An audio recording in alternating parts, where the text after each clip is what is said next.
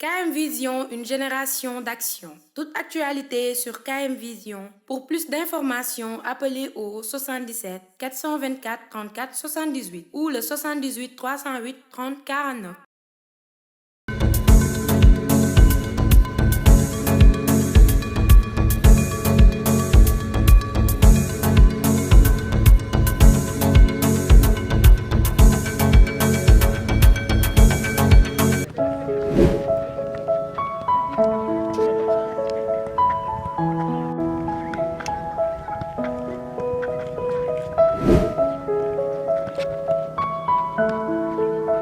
asalaamaaleykum yéen ñi nga xamante ne nii yéen a tàmm di seetaan seen télévision bi ñuy wax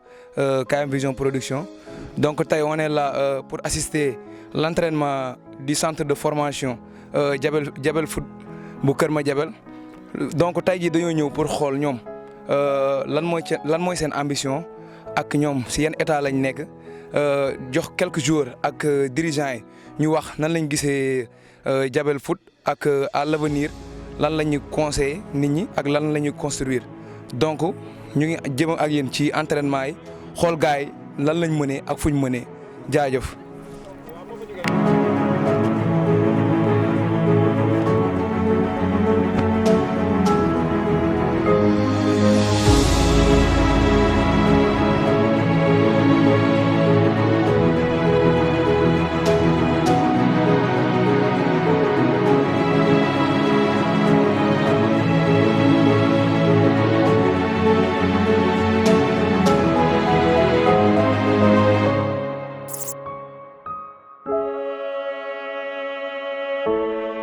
ñu ngi taxaw ak kenn si joueur Jabel Foot club ñu koy wax Abdou Bigué ñu gën ko xam si Iniesta donc Abdou tey jii ban yëg-yëg nga am ci biir centre bii nii. waaw Pispa dama lay nuyu d'abord di rafetlu seen liggéey bu baax KM Vision waaw kontaan trop tey ngeen ñëw seet suñu fii suñu centre bi Madiabel Foot. depuis bu ñuy xale ba léegi ñu ngi ci centre bi te en plus centre bi dañuy yokk xam-xam. puisque dañuy génn di dem di football mais centre bi lañ am ñuy doomu Kër Madiabel nous sommes des Madiabelois. bon centre bi nag fierté la si ñun quoi parce que ay doomu Kër Madiabel lañ di nekk ci centre bi xam nga di doon si ay joueurs mooy loolu quoi kontaan rek lañ si am quoi. waaw ñun nag fii mbégte rek lañ fi am dañ fay ñëw pour améliorer suñu technique en plus tamit fekk nañ fay encadreur yoo xamante ne nii bëgg nañu te pare nañ pour jàppale ñu. bon ñun ñu ngi nekk ci poste attaquant en même temps militaire offensif bon football la ñu rêvé woon mais ba tey ñu ngi ci di entraîner mais da ciy baax jour nga nekk ci benn club boo xam ne da lay jéem a encadré di la yokk ci lu bëree bëri voilà nii lañ dundee DFC. donc man li may wax du bëri quoi à part les remerciements damay wax si centre bi quoi bu njëkkaan Abbé Sall la mais à un moment donné ñu ngi ko tuddee DFC. donc tur boobu mu ngi ñëw c'est parce que dem nañ ba benn moment bëgg nañ am ñun suñu yëfi bopp parce que pourquoi pas Kër Madiabel y a beaucoup de talent. léegi yow tey jii lan mooy sa rêve yow instant bii nii. man sama rêve mooy comme bépp joueur rek signé professionnel jouer équipe nationale comme ñëpp nekk ci club yu mag yi quoi loolu mooy sama rêve te mooy sama objectif tamit loolu dama ko bëgg a atteindre incha allah. y a beaucoup de joueurs yoo xamante ni war nañoo mën a lekk xaalis ci football donc du coup pourquoi pas ñun ñu am suñu yëfu bopp lépp loo gis rek début la parce que DFC moom mooy racine bi moom mooy origine bi donc nous rêvons d'avoir une équipe de championnat donc pour waaw mën a feeñal yenn talent yoo xamante ni ñu ngi ci dëkk bi donc pour bañ a guddal appel boobu noonu laa doon message boobu noonu laa doon lancé gars yi donc nuñ ci mën a taxawee rek nañ ko taxawee mu gën a gaaw. merci beaucoup jaajëf.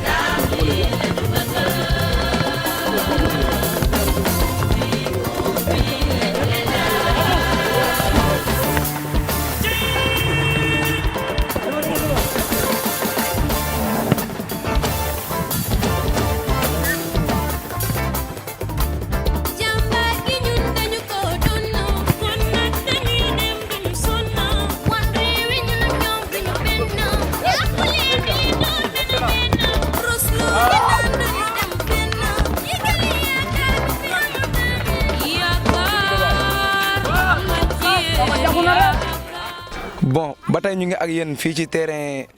bu Jabel Foot fi nga xamante ne ni foofu la tàmm di entraîner ñu taxaw ak ñenn ci ay encadreur kenn ki ñu ngi koy wax coach Sylla nekk prof d'EPS fii ci lycée franco-arabe bu Kër Madiabel ñu taxawal keneen ki nga xamante ni ñu koy wax coach Diarga bi tey nekk étudiant en même temps quelqu'un bi nga xamante ni mu ngi am yaakaar nekk coach boo xamante ni ñëpp dañ koy dégg ci domaine football donc coach Diarga ñu ngi lay nuyu.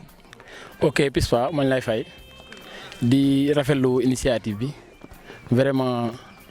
nekk na loo xam ne c'est quelque chose koo xam ne mën nañ ko wax ne tey jii Madiabel waaye bëri tey ñu noo koy xaar tey ci yéen ngeen ñëw assister entraînement DFC di rafetlu encore une fois seen présence. bon ñu ngi gis yow à chaque fois yaa ngi yëngu ci wàllum football mu nekk loo xamante ne ni bëgg nga ko trop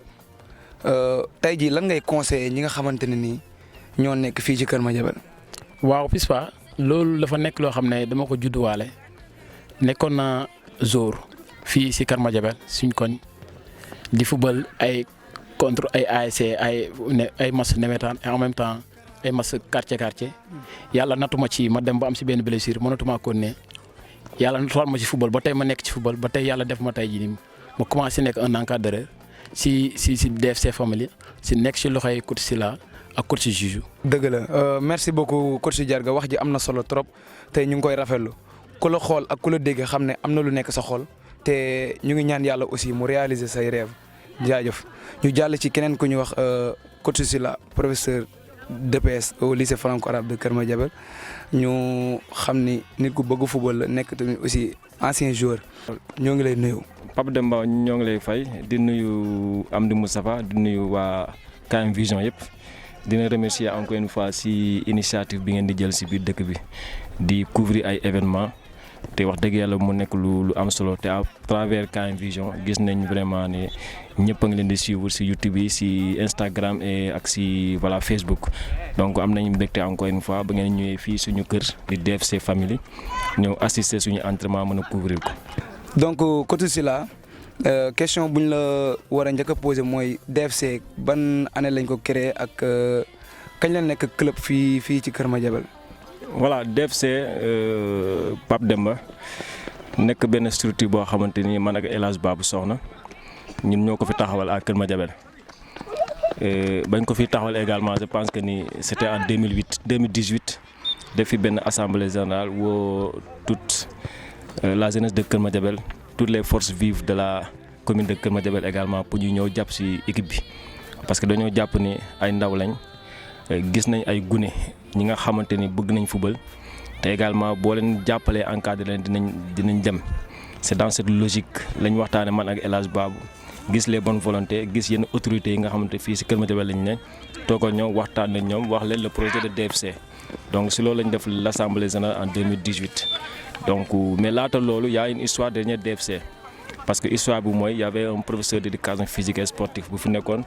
muy monsieur Diop ñu gën ko xamee ci Modiey mu nekkoon fi un acteur de développement un fervent sportif taxawal fi li ñu doon wax muy AVSAD FC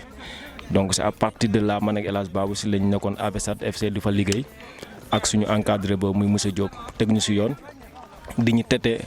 ba keroog ba mu demee à Kaolack en 2014 ci la ñu liggéey AVSAD FC donc ci même lancé boobu en AVSAD FC ci lañ continuer man ak El Hadj Babou di fi liggéey xale yi di liggéey ak xale yi fii nii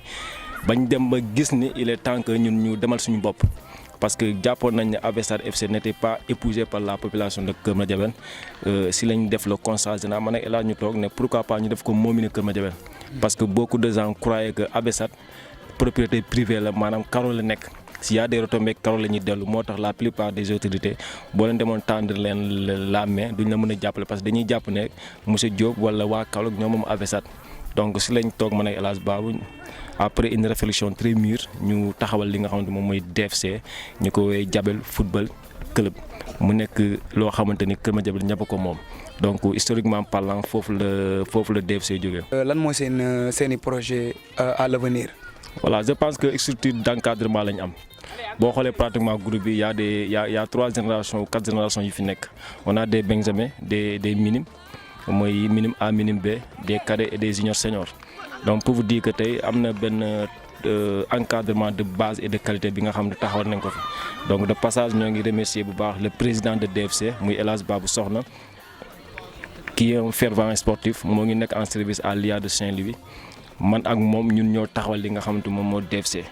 donc mu nekkoon au départ lu xawoon na compliqué trop parce que les moyens n'étaient pas présents donc si lañ dem avec l'appui également de toute la population ñu ne si di si raam ndànk-ndànk donc le projet c'est simple gis nañ actuellement football moo dominé ci monde bi te yàgg nañ seen nekk depuis bañ nekkee xale ba léegi donc bu ñu amee suñu tour d'expérience ak suñu expertise dañ ne pourquoi pas ñu ñëw servir la localité servir la jeunesse de Kër Madiabel donc le projet c'est simple. DFC lañ bëgg a relever au niveau régional d'abord parce que la région de Kaolack dañoo war a sentir que ni Kër Madiabel tey war na mën a taxawee ci position boo xamante ne ci football dina nekk loo xamante ne ñëpp dinañ ko rafetlu mais également sur le plan national parce que li nga xamante ni moom mooy suñu objectif mooy que ni ñu reconnaître équipe bi sur le plan juridique loolu am na ñoo ngi ci sant bu baax parce que am nañ suñu récépissé déjà mais li ci des rek mooy ñoo ngi ci ay affaire loo xamante ne dinañ mën a permettre bu ëllëgee tey ñu mën a dégg le nom de DFC si le plan national te incha allah rabbi man ak El Hadj Babou ak Kosu Jarga ñoo ngi ci liggéey bu baax a baax ak suñu yenn partenaires yi. Est-ce que carrément waa Kër Madiabel ak autorités yi ñoom teg nañ loxo club bii nii wala ñoo ngi siy jàpp. Voilà c'est un peu difficile Pape Demba question bi parce que tey bu ñu waxee ne Kër Madiabel jàppuñu ci rek damay wax ne c'est trop dire quoi du ñëpp parce que jàpp nañ ne tey boo fekkante ne da nga taxawal benn structure boo xamante ne da nga ko teg uniquement pour waa Kër Madiabel du nekk loo xamante ne je pense que dafay métti. ngay à chaque fois di tendre la main pour demander parce que dafa métti mais lépp loo xamante ni ñoo ngi koy def rek lépp loo xam ne DFC maas da koy soxla depuis sa création ba léegi ñun ñoo ngi siy dox bu ñu jàppee ne ñii ay autorités la ñoo xamante ni ay sportifs lañ d'abord dañuy dem fëgg seen porte pour dem tàll suñu loxo ñu jàppale ñu si matériel mais gis nañ ne depuis 2018 ba léegi loolu dafa nekk benn blocage par rapport ak suñu diggante yenn autorités yi on ne peut pas citer de nom. mais néew na trop tey ñi nga xamante ne tey dañuy jàppale DFC donc ñun joueurs yi ak encadrement yi nga xamante ñun ñoo fi nekk ñun ñooy dugal suñu loxo suñu poche suñu bëggee jënd bal suñu bëggee jënd ay matériel pour xale yi mën a nekk ci conditions yi baax donc pour vous dire que tey dafa des lu bëree pour autorités yi nga xamante ñoo ngi fi Kër Madiabel ñi nga xamante ñoo ngi jàppale DFC y a quelques heures nag ñu koy def. donc y a quelques années yu koy def du ma citer ay tur mais ñoom xam nañ seen bopp te ñoo leen di remercier bu baax a baax di leen xamal ni DFC c'est pas monsieur Sylla c'est pas Jarga ni à El Hadj Babou Sokhna xëy na suñu loxo la jaar bañ taxawal ko mais Kër Madiabel ñëpp ko moom parce que waa Sama ngi fi waa Léona waa Santhiaba waa Médine Plateau ak keneen ak ñeneen donc pour vous dire que tey Kër Madiabel yëpp a ngi ci biir réuni dans DFC. donc appel bu may lancer rek mooy aux autorités surtout à monsieur le maire bi nga xamante ni tout récemment moom lañ élire Laye Diatta ñu jàpp ci équipe bi jàpp ci DFC mooy jàpp ci Kër Madiabel jàpp ci DFC mooy jàppale seen doom jàppale DFC mooy également gën a sokkali football Kër Madiabel parce que la qualité est là duñ ne on est des experts. mais am na le peu de savoir qu'on a boo xam ne ñoo ngi koy transmettre ci xale yi te à chaque fois qu'on fait des sorties bu ñu génnee rek da ngay gis ne le résultat dafay répondre donc loolu laa am ci lu may wax ci appel di nuyu di leen woo pour ñu ñëw jàpp ci te incha allah rabi le 18 bi nga xamante ni ci lañ jëm ci lañ war a def suñu achat de matériel donc sur cette occasion nous tendons la main à toutes les autorités de la ville de Kër Madiabel ñu ñëw jàppale seeni doom jàppale seeni jarbaat jàppale également seeni frères parce que ñoom ñoo ko soxla matériel bu fi ñëwee rek yaakaar naa ne tey xale yi boo leen gisee ñuy football di nga xam ne carrément ne am na liggéey boo xamante ne def nañ ko fi man je me sens Madiabelois waaw je suis de Kaolack mais je me sens Madiabelois parce que jàpp naa ne Kër Madiabel ñëpp a ma bëgg je respecte tout le monde et tout le monde me respecte également donc loolu day baax pour ñu wax ko que la population madiabeloise tey moo adopté pourquoi ils m'ont adopté parce que man maa ñëw di fi liggéey suñu borom indi ma fi liggéey ma am benn entente ak cohésion ak waa dëkk bi te grâce à le sport mi nga xamante ne tey moom pratiquement moo ñu boole ñun ñëpp muy yow tu fii mon élève de la 5e à la terminale nga nekk également un jeune très talentueux d'ailleurs si wàllum pom tànk bi comme ni ngeen koy waxee ba fii may waxee ne yow nii yaa ngi si biir DFC programme bi moo la tënk moo tax mënoo woon a entraîner donc loolu je tiens à le dire et mbégte rek laay am quand je parle de Kër Madiabel donc je suis de la famille de Kër Madiabel je suis de la famille de DFC je suis également un fervent sportif qui œuvre pour le développement du football de Kër Madiabel yaakaar naa ne loolu moo ñu fi téye am nañ ay sollicitations partout pour mën a continuer suñu ay formation mais l'amour qu'on a pour la commune de Kër Madiabel la passion qu'on ressent quand on est avec les jeunes loolu moo ñuy animé à chaque fois bu ñu amee porte de sortie sax dañuy toog uniquement pour mën a sauvegarder carrière gune yi donc le dernier mot c'est ça di leen jaajëfal encore une fois di remercier coach Diarga mi nga xamante ni pratiquement moom moo fi nekk quand je ne suis pas là il est là quand je suis là il est là donc un homme boo xamante ni engagé digne très responsable également donc ñoo ngi koy ñaanal moom également mu am carrière bu mucc ayib lépp lu mu bëgg ci sport bi suñu borom defal ko di gërëm suñu président El Hadj Babou parce que démb waxoon naa ko ne di ngeen fi jaar mu rafetlu vraiment initiative bi donc merci beaucoup Pape Demba merci à Amdi Moustapha si li ngeen xamante ne vraiment moom ngeen di def ci biir Kër Madiabel. Bon comme ni ñu leen ko faral di waxee rek ñu ngi woon ak yéen fii ci Diabel Foot Club nekk centre boo xamante ni ñu ngi produire ay boy di def jéego bu am solo ci wàllu football Kër Madiabel donc di remercier suñu ñaari encadreurs yi di remercier aussi au passage coach El Hadj Babou Soxna nekk fee ci région de Saint-Louis nekk fa prof EPS di saluer aussi ñi nga xamante ne ce sont les anciens joueurs ñi ci mel ni ñoom Mansour Ba ñu koy wax Thio ñi nga xamante ne ni ñu ngi évoluer ci ligue sénégalaise bi comme ñoom Cheikh Tidiane Mbaye ñoom Ndiaga Gueye ñoom Gana Gueye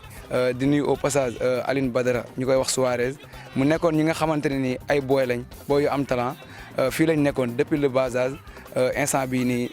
jàng nañ ba génn dem di évoluer feneen ñeneen ñi ñoom ñu ngi jouer mu nekk loo xamante ne ni mbégte la ci